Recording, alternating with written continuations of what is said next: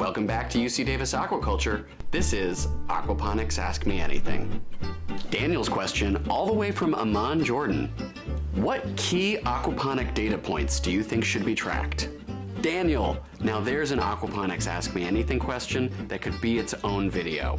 But to keep it short, my key data points for tracking water quality in our aquaponic systems here on campus are pH, ammonia, nitrite, nitrate, temperature, and dissolved oxygen. These are our key water quality indicators for the health of our fish, and animal care and fish welfare are always top priorities for UC Davis Aquaculture. These levels also affect the growth potential of our aquaponic fruits and vegetables. Eventually, I'll do a whole video on all the water quality data we collect for our aquaponic systems here on campus. Jerry's question, do I need to use organic fish feed to be a certified organic aquaponic farm? No. In the United States, you do not need to use organic fish feed to be a USDA certified organic aquaponic farm.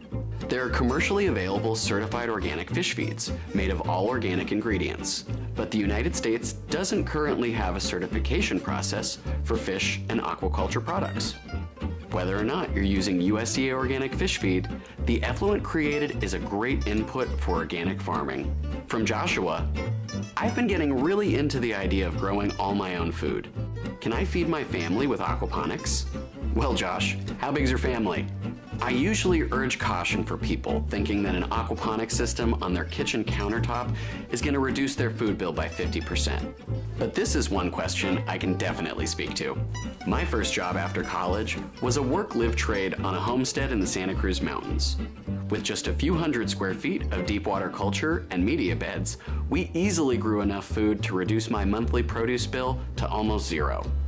In all caps from Heather, I love shrimp! Can I grow shrimp in my aquaponics system? Never say never, Heather, but generally shrimp aren't grown in aquaponics system due to their preference for brackish and salt water. That said, there are definitely some freshwater crustaceans that do great in aquaponic systems. I'm a big fan of Australian red claw crayfish, especially as a secondary crop feeding on the solid waste from your fish.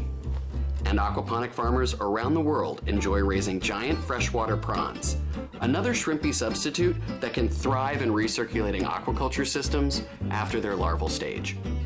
Get your seafood boil on, Heather. I love getting these questions. So please, if you have anything you want to know about aquaponics, leave your questions down in the comments.